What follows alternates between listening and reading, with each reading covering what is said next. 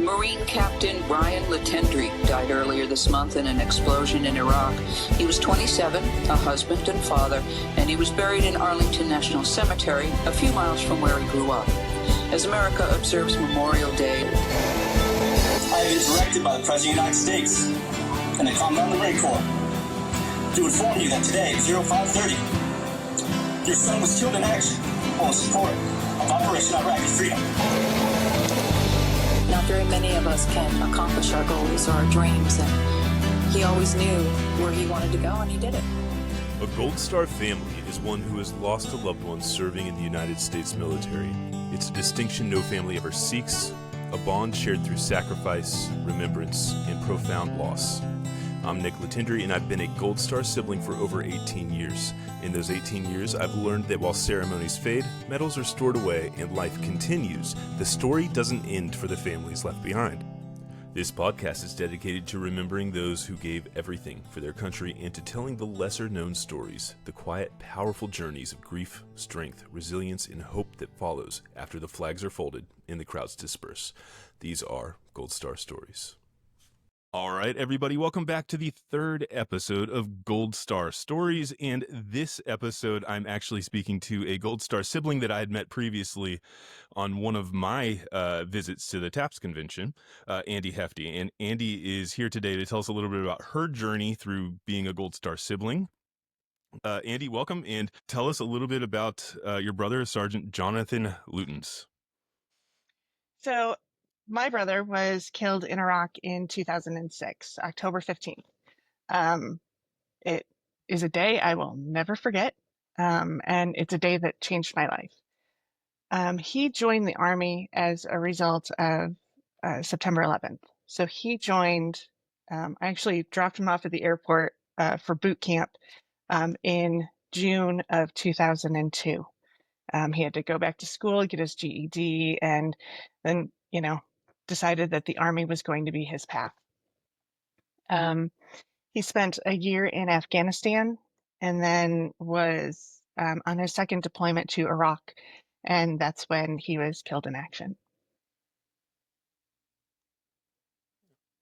So tell me a little bit about your relationship with him growing up. Like, how far apart were you guys? We were 16 months apart. So we were very close in age, and we used to beat the crap out of each other. We were not, the loving siblings. We both had very strong opinions and took it out on each other.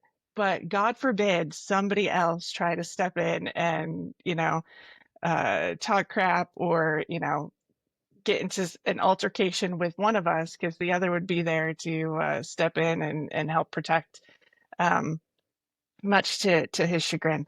I stood a chance for a long time, and then he got to be bigger than me, and then it didn't work out so well. Yeah, I'm familiar with that type of relationship too. I had my brother was 9 years older than me and used to beat the crap out of me. So I'm sure everybody's like, well, can't believe you're doing this podcast about him. Well, no, look, that's how brothers are, right? Like, they beat the crap out of you and they form you into the person that you are. Andi, tell me a little bit about how you found out about it. That, to me, the story of finding out is usually one of the more powerful things that happens, obviously, because it comes out of nowhere. It's not anything any of us expect. And it's just that one moment that totally changes everything. Yeah. In that moment, time stopped. It was 6 o'clock in the morning.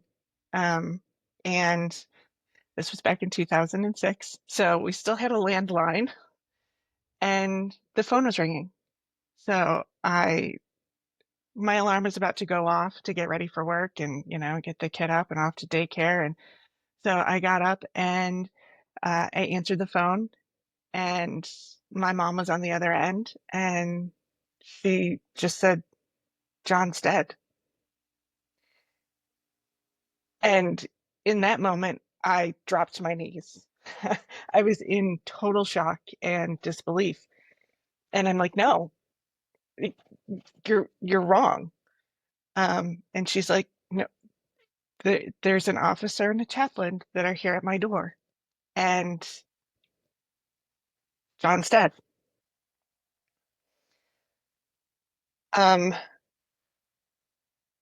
I told her, I'm like, I'm in Western New York and my mom was in Connecticut. I'm like, I'll be there. She's like, no, wait a minute, like let's figure out what's happening. I'm like, no, I'm coming. Um, and then I ridiculously got dressed and I went to work for a little bit. It was before anybody else was in the office, but being a project manager and very much a type A personality, like I had to go and make sure that all of my projects were set. I got to the office and I started, like, I logged into my computer and I was trying to put together thoughts and put together notes, and I couldn't type. Like, so I just started handwriting notes and I threw the notebook on my manager's desk with a note that said, John had been killed. Will be out of the office. I don't know when I'm coming back. And as I started leaving the office, there were some people started to trickle in, and like I'm looking a hot mess. I'd been crying, and there's this one woman who came up to me who was on my team. She's like, Andi, what's wrong? I'm like, my brother's dead. And she gave me a hug, and I walked out the door, and she's like, do you need someone to drive you? I'm like, no. I'm like, I have to go. And then by the time I got back to my home, my husband had packed up the kid, packed up the car, got everything ready, and was just waiting for me to go. Then we started driving to Connecticut. I'm sure that you've heard the story of how your mom found out. Do you care to share a little bit about that on, her getting the knock on the door? Besides getting a knock on the door and having the officer and the chaplain come in, like they're like, who do you need to call? And so she called me, and she called a couple of her friends from work. My dad had died a couple of years prior to that, so she was living by herself. So she called a couple friends, and they came over. Um, the the casualty assistance officer who was assigned got there right about the same time I did. It was about a 6-hour drive. So he got there about the same time I did. Honestly, that man was worthless. He was not helpful at all. Um, I actually had to go above his head a couple times, but had to get stuff done. Not everybody is made to be a Keiko. It is, I mean, it's a heavy, heavy job from what I understand. And he was basically just buying time for retirement. Like it was the last thing that he had to do before he retired, and that was it. Sorry that was your experience. That's really unfortunate. The fact that your mom was alone too is so, devastating. Obviously, I can understand your need to hurry up and get there as well, because, and your mom's like, let's figure it out. Let's see what's going on.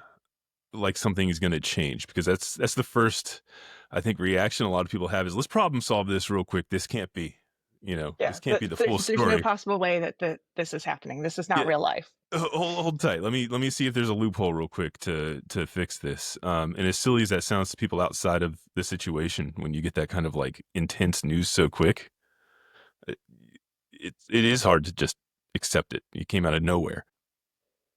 So, can you tell me what you know about how your brother died? So, I've learned bits and pieces of this from initially, like we got the Keiko, his story. Then a few years later, he was actually at one of the TAPS conventions. We met for lunch with his commander, And then years later, I met his best friend in the Army. And that's actually how Brantley Gilbert got to know about John, because my brother's best friend was friends with Brantley. They grew up together. So that's how that story got relayed. And one night we both had a little bit to drink, and he broke down and he told me what happened that day. So the initial story was that they were from the Keiko, that his Humvee was hit by a vehicular explosive device. Um, and he was immediately ejected and died immediately. He was in the gunner position in the Humvee. And one of the things that he thought it was very important to tell us is that he was wearing all of his protective gear. Like, well, no shit, of course he was. Like that was the way John was. Um, and then later, when we were talking to his commander, we learned a little bit more. So that day, they had been patrolling Marketplace in Kirkuk, which generally to that point had been considered a relatively safe place in Iraq. There is no such thing as a safe place in Iraq, but it wasn't Baghdad. So they were patrolling a marketplace. They saw something that just seemed odd. Like the whole vibe that day was off. Like it was like there were little birds twittering all around. And then out of nowhere, there was a vehicular explosive device that apparently had approximately 700 kilos of explosive. And it was driven by someone who basically they outsourced their suicide bombings to people from Yemen. It was driven by a Yemenese man right into the side of his vehicle. Again, he was ejected. His first lieutenant, Joshua Deese, was killed with him. He was in the vehicle on the side where the impact was. So he was killed at the same time. And then later, when I talked to Josh about it, it was a bit more descriptive. But one thing that Josh told me is that he held him and made sure that he wasn't alone. He was in the Humvee directly behind John. So he saw his best friend die. That's a heavy weight for anybody to have to carry too. And for him to hold on to it for a long time is pretty tough, I'm sure. So with transporting back to the States, I know that was, the angel flight. So I think is what it's been a lot of years since I've used a lot of this terminology. So, I'm like you too, where it's like, I've been told so many things over time that you're like, you start to question, like, do I know the full story? Right. Because I'm waiting for somebody to come and correct me at any moment. It's like, I was there to witness them, but people will still correct me and I'll question everything at a moment's notice. But where did they fly him into when they brought him back home? Did they make any sort of, I guess, ceremony about that for you guys as well? They didn't. When he came back to the States, he was flown obviously to Dover. And actually, I laugh about this now because this was way back in 2006. So they weren't doing, the ceremonies that started happening later. And at least in our case, we weren't invited to Dover. Like none of that happened. Maybe it was also because our casualty assistance officer was terrible. That's shitty. I'm sorry. So that could have had something to do with it too. Or also the large number of casualties that were arriving daily. So he was killed on the 15th, and then he was actually in Dover by the 17th. So it was incredibly fast to get him from one place to the other.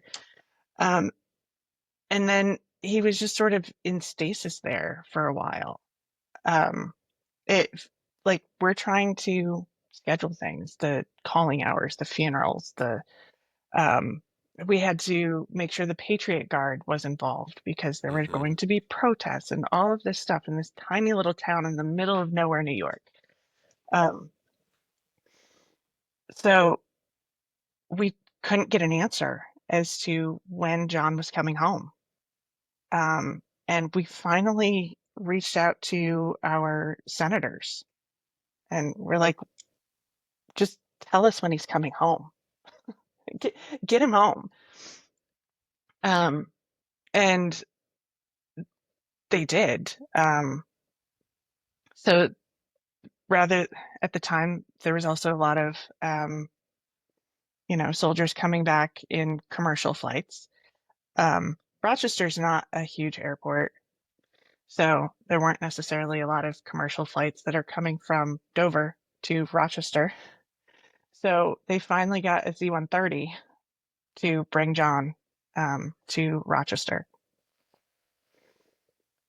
So we've got that all straightened out. And then um, I'll never forget, it was a Sunday afternoon that he was flown into Rochester. Um, and we probably were on our way back from the airport around 7 p.m., 6, 7 p.m. Um, and the Buffalo Bills had just lost, and we basically shut down the New York State Thruway. So you have all of these people trying to get from Buffalo back east, and there's a funeral procession on the Thruway between Rochester and Manchester, New York. So some people were not very happy about Well, that, but shut it down. That's yeah, how it screw 'em. goes. That's pretty awesome. We had the ceremonies when my brother was brought home were intense. And the community outreach was absolutely beautiful. It's still one of the things. I have no recordings of it, so if anybody listening has recordings that I can show my children to prove them that there was helicopters flying over our old house, and showing the sheer number of people that lined the streets. That is those are the feel good things in the moment that you don't fully get to appreciate because you're in the situation that you're in. Right. And years back, we look on it and we're like, this is beautiful. But in the moment, Somebody, and I'm not even sure who it was or why it was, but somebody gave me the piece of advice to get in touch with the press and the photographers that were there to get copies of all of their photos. mm, Um, they're like, this is going to sound weird, but have people take pictures because you're going to want this at some point. And they're right. Um, I moved a couple years ago, and when I was packing up all of John's things and the pictures and the scrapbooks and that sort of stuff from that time, I labeled it John's box of sad because it is, but they're still important mementos and things like that, that I don't necessarily want to look at them all the time, mhm. but at one point down the road, my son may want to go through that and be like, yeah, this is all about my Uncle John and what he did. It's one of my favorite things that really, I think it's probably close to this time last year. I was going through some stuff and I found some old memorabilia from my brother. From like letters that he had sent from Iraq, and stuff like that. And I don't have anything from him whatsoever. My dad had stuff, and when he stopped talking to us, he sent it all to my nephew. And I was supposed to get it at some point, and I just magically never came to me. So my kids have no really proof of any of this other than what people tell them and the stuff I have hanging on my wall. How did the community support you guys? So one of the complications that we had when John died is that our parents were divorced. So my mom was in Connecticut.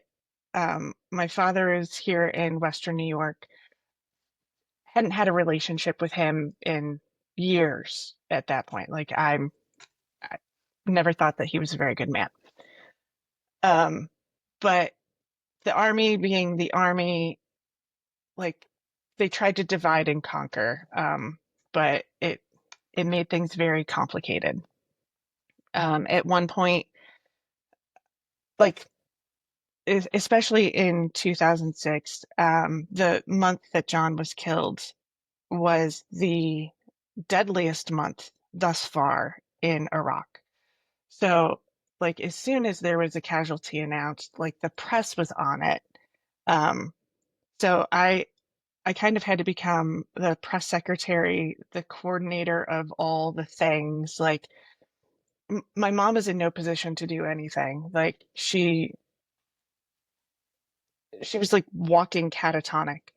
Um, it, it was very hard to, just keep everything moving.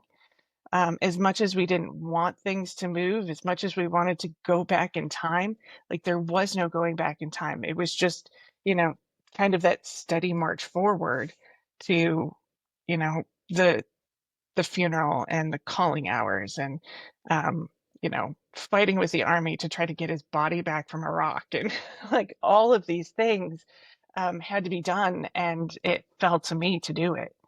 I didn't have any other siblings. My mom's family was spread across the country. Our father's family, we won't go there. They're not great people. So I was doing everything, and at the same time had a toddler, and you know, he's now my ex-husband. We're still friends, thankfully, but um, it it was just a lot. And during all of that, the person that got lost was me. Like there was nothing that I could do for myself. Mhm. Yeah, and the siblings are, I mean, thank God for TAPS again. I've Mhm. said it 3 times in a row, and I'll say it every friggin' podcast. But thank God for TAPS for understanding the sibling relationship, and helping us feel that we're not totally crazy or overreacting or anything like that. You know what I mean? For me, I did not have nearly as heavy of a weight as you had, because my brother was married. So we had 2 sets of, Caicos, essentially, one in Indiana and one in, Virginia.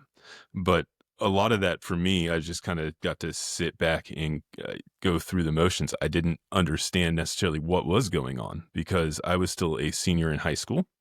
Um, and yeah, I was 18, but nobody really fully explained a lot of the motions of what was about to happen or what I was going to go do or anything like that. I was just, hey, ushered in here, ushered in there. And it just all felt like a blur at the time because there was just so much going on.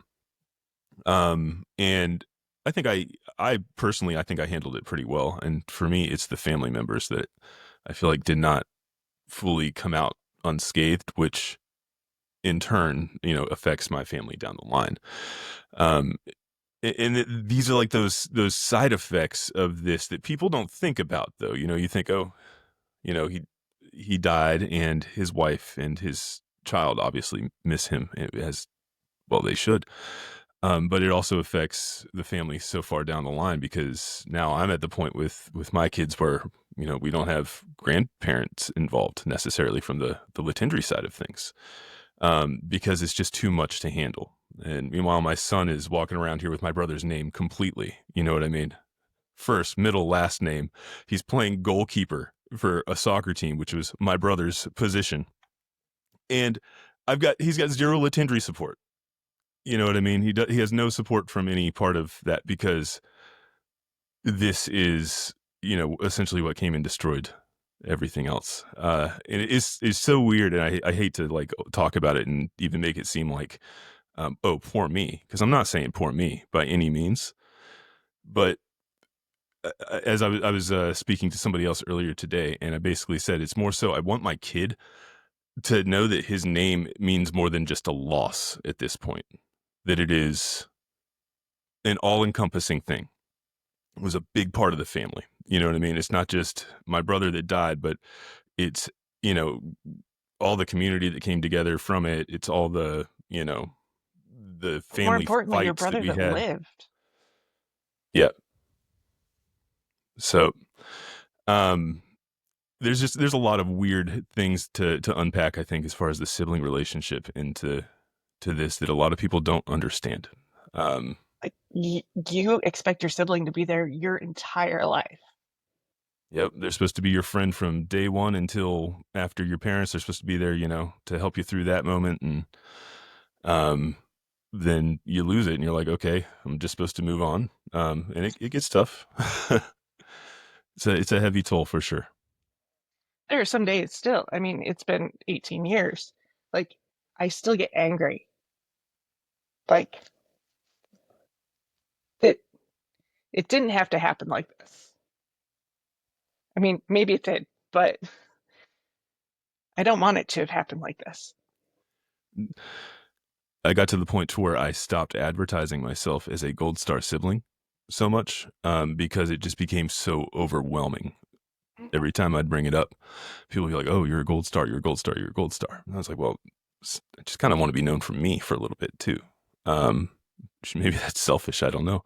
I'm finally at the point now where I'm like, I can fully own myself, and I feel like I can bring talking about this to the, to center stage comfortably. There's a lot of things that happen kind of in the aftermath that you look back on and you question. Is there any maybe reactions from people that you did not expect to come from this? I mean, there were like very dichotomous reactions. Like, some people were incredibly supportive, and I still get that, like, to this day. And that's kind of a sidebar that we can talk about in a minute.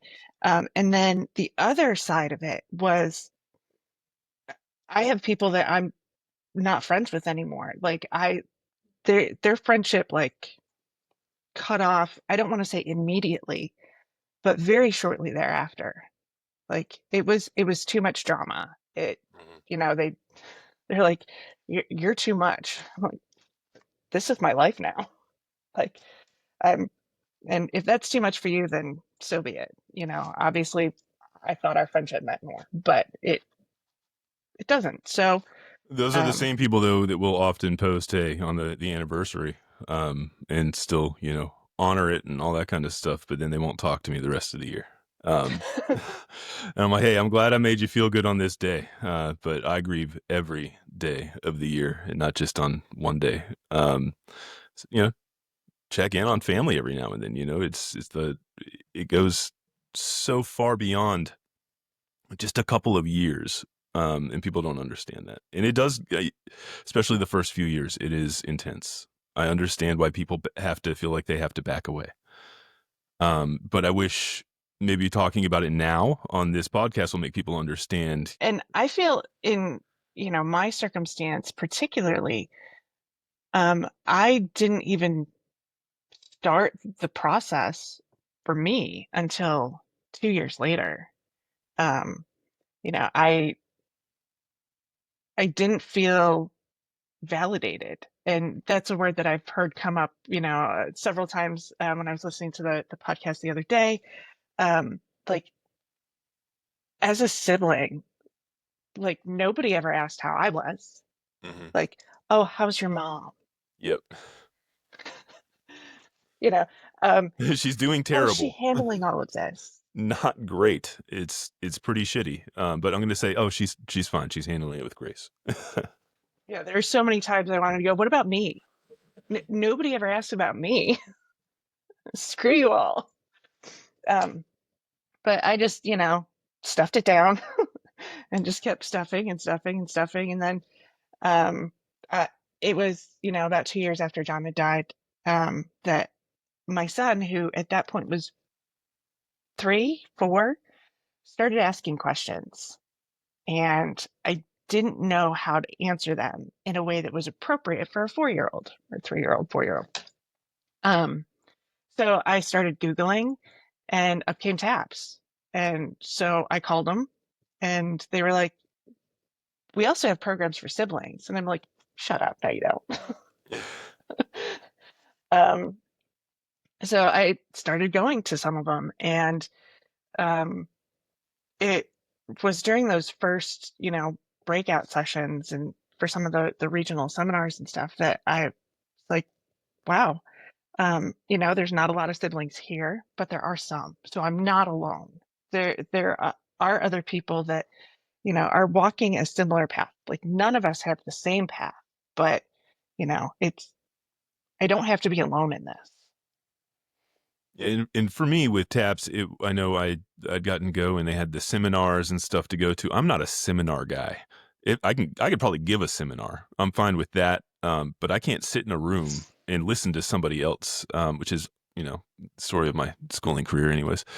But what helped me was just talking outside with the siblings, like it's regular, grieving people and realizing that, those connections were there. So like, I know for some people, obviously the seminars and dealing with the, how to deal with things is super helpful. For me, I couldn't focus on any of that, but the social, uh, you know, welcoming, from all the other siblings was just like, that was a life changer for me in that moment. And I didn't even go there for that. I went there to go play music. Taps probably knew what they were doing in the long run, but, that was just that changed the whole thing for me. Just to realize that I wasn't crazy in thinking, and it gave me the validation. Yeah, I think I got as much, if not more, from, at the end of the day, like the actual end of the day, going to the hotel bar, having a couple beers with my peers, Hmm. people who I could connect with on a different level. Somebody who understood and could truly, sympathize with like the family drama and the feeling left out and just not having somebody to connect with. Like my relationship with my husband at the time, like he had no frame of reference whatsoever. Like his sister to this day is alive and well, and thank God. Um, but I had no idea what it was like to lose a sibling. The other side of the coin, like the validation part, and kind of the positive. Yes. It sounds weird that to say the positive aspect of it, but No. yeah, like there is a song that was written about my brother that reached number one on the country charts. Oh yeah. It's called "One Hell of an Amen." It's by Brantley Gilbert. Okay. So it was released as a single in 2014, I think. Um, it, right before my birthday. My birthday happens to be Veterans Day. Go figure. Um, and then, so it was released right before my birthday, and then it hit number one the following August. So Brantley flew my mom and I down to Nashville. We went to the number one party. So it was quite an experience. And since then, I've seen him in concert several times. Like we go back and, hang out backstage and on the tour bus and all that. Um, and he sings it for me live in the middle of these throngs of people. And the reaction is always so incredibly powerful. Um, That is absolutely yeah, beautiful. I love hearing that. and it's like it's just sort of a hum. Like you can just feel everybody's energy. Um, this last summer, my husband went with me. He had never been to a Brantley Gilbert show before, so I got remarried back in 2020. Uh, incidentally, he was also in the military, um, but um, like he went and he listened to it, and it moved him in a way that he was not prepared for. Um, he's like, Brantley made me feel things that I wasn't ready to feel. Um, so it required a few more sessions with a therapist, but um, And now whenever Brantley comes around, he's like, I can't go with you. He's like, it's too much. And I respect that. But having that tribute to John, I think is something that's pretty special. No, I think it's great that you are still you can still embrace that and go and just own that and be there for it. That's awesome. Because I think there's a lot of people that would have that, and then it get to a certain point to where it becomes too much. There's a country song that came out for me. It's the Lee Brice one. I Drive Your Truck by Lee Brice. Mhm. That one I got to turn it over when it comes on the radio. I'm just like that's just too damn much for me. Actually, one time I went to see Brantley, Lee Brice was opening for Jeez. Brantley. So it was like, because I also, connected with that song because I have my brother's car too. So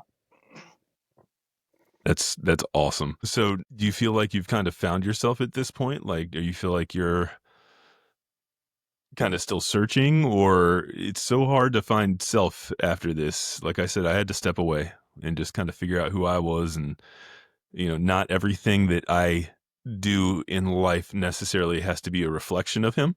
I can separate my life and still respect him at the same time.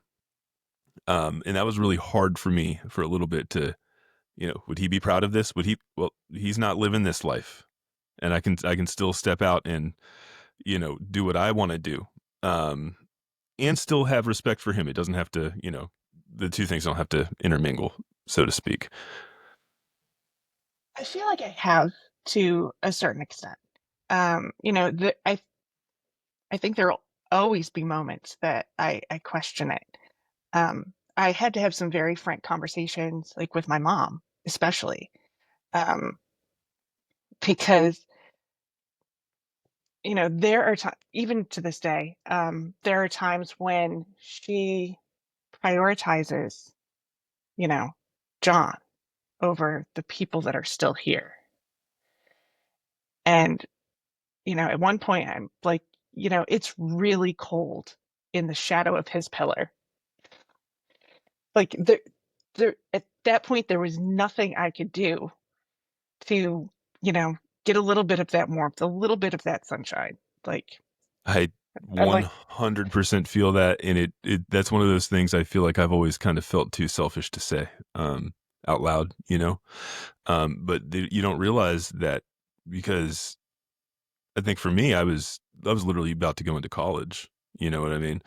Uh, and I was just looking for some sort of like validation on anything I was doing. I switched so many I switched my degree 7 times before deciding I was going to go be a lead singer in a rock band. And do that for however many years.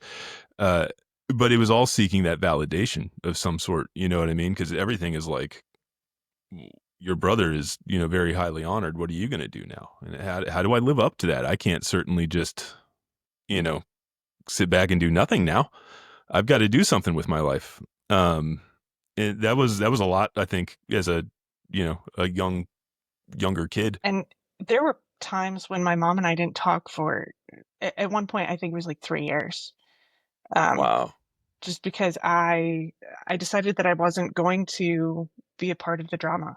Like I needed to do what I needed to do for me Hmm. and to continue my growth and my healing and my process. And I couldn't babysit anymore. Like I understand that what she went through is tragic, and it's horrible. But I also went through it and continue to go through it. Like it doesn't stop, obviously. Um, but at some point, you know, you need to pull on your big girl panties and, you know, do parts of life to take care of yourself. Like I can't call you every day to remind you to eat. I can't schedule your dental appointments. I can't tell you to go get your oil changed. Like these are things that, you have to start doing for, yourself. And, um, you know, I found that she wasn't being honest with me for on a number of different fronts. And, um, She, was I I don't think she was being maliciously deceptive. But she needed to take care of herself, and getting mental help mental health help was what she needed to do, and didn't want to do that. So I said, when you start going to therapy, then we can have a relationship again. But until then, I can't do this. I can't be everything for everyone. So it was years. Do you have any strong memories about your brother that you want to share? Any, story in particular? Well, one that sticks out is and it goes back to us beating the crap out of each other as children. Um, it was a particularly bad week, day, whatever, and we just would not stop fighting. Um, my mom finally got to the point where she moved the coffee table out of the middle of the living room and was like, "Fine, you guys are gonna, fight. But you break anything, you're buying me a new one. You bleed on anything, you're cleaning it up, and I'm not taking you to the emergency room." So at that point, we're like, all right, I guess we're done. So we just sat down at that point and played a board game or something like that. Mom Um, wins. yeah.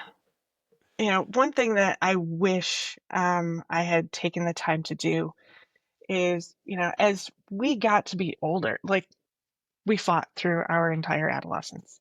And it we never took the time to get to know each other as adults.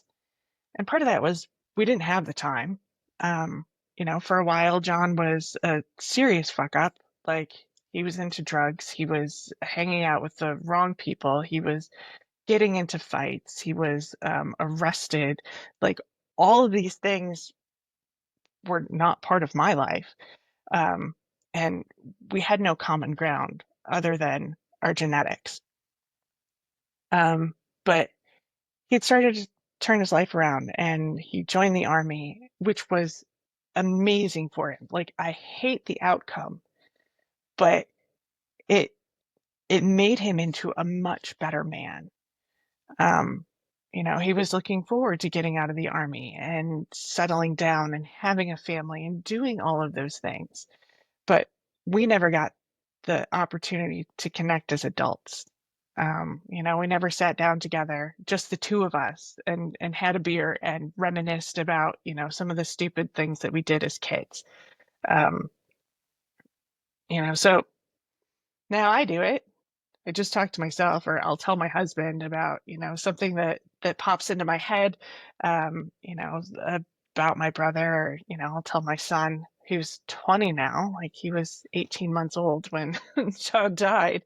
Um, and sometimes he reminds me of John. They have a kind of a similar glint in their eye, especially when they're being mischievous. Um, but it's hard. What's your favorite way of remembering your brother? Every year on his birthday, we get subs. That was what he wanted every year to eat for his birthday dinner. He wanted subs, so we have maintained that tradition. Um, and even though, like, my husband and I have been together 7 years now, he never met my brother, um, but he knows that March 13th we get subs. So, like, when we're doing our meal plan or whatever, it was just last month. He's like, "Oh, Thursday sub night." Nice. Gotcha. Yes, I have a very supportive spouse like that as well. She makes sure to help remind me, hey, we got to do the shot tonight. We're doing a toast. That's kind of my thing for remembering my brother is doing a shot. I wasn't old enough to drink with him when he died, so I know that he was, he liked his beer and stuff. I feel like that is the best way to, for me to continually do it. And I'll let my kids, have a glass of water and do it. And people are like, oh, you don't want them to think they're shooting alcohol. I'll be like, I don't care. They're honoring their uncle's memory. So people are funny with their opinions on that sort of stuff. Yeah, when my brother was stationed in Hawaii, so that's part of the reason why we never got to see him. He hated it there, by the way. But after he died, I went to Hawaii, and I went to the bar that he used to hang out at all the time. And people still remembered him. They actually still had his picture hanging in the back room. So when I went there, I ordered a Tanqueray and pineapple because that was his drink. At least it was, the last time he had come to visit me. Um, and the bartender's like, yeah, he switched like Crevassier and cranberry or something like that. I'm like, that sounds disgusting. I'm sorry. She's like, yeah, it's not pleasant, but. Well, that's cool though that you were able to go there and connect. You were wonderfully spoken. Thank you so well. It really is still heartwarming to like listen to somebody else that has the same emotions that I have on things, and it is continually validating just to be like, I've felt that. You know what I mean? It brings back the feelings both in obviously a sad way, but also in a good way. It just kind of lets you still validate things. I'll keep using that goddamn word. But all right, we will go ahead and cut it here. Thank you for listening to this episode of Gold Star Stories. Talking with Andi was a reminder that the weight of loss does not fade. It just changes shape. For siblings, the grief is often quiet, overlooked, or misunderstood. But it is there, and it runs deep. Andi didn't just carry the emotional aftermath. He carried the logistics, the planning, the press, and the people that couldn't handle it. And she's still carrying her brother's memory in everything she does. This episode wasn't just about a soldier who served, it was about a sister who never stopped. If this conversation moved you, please consider sharing it. Help us get these stories in front of more people before Memorial Day. Help us say their names out loud and often. And now, as we close, we raise a glass and say his name. To Sergeant Jonathan Lootens, a fighter, a protector, a brother who could drive you crazy, and still be the one person you knew would always have your back. He gave his life in service, but he lived it with fire, humor, and grit. And his story doesn't end with the uniform. To the kid who got in trouble, turned it around, and became someone others look up to. To the man who made it further than most people thought he would, and proved them wrong with every step. And to Andi, who has carried his name, his memory, and his legacy, with a strength few people ever recognize, but all of us should. Say his name, Sergeant Jonathan Lootens.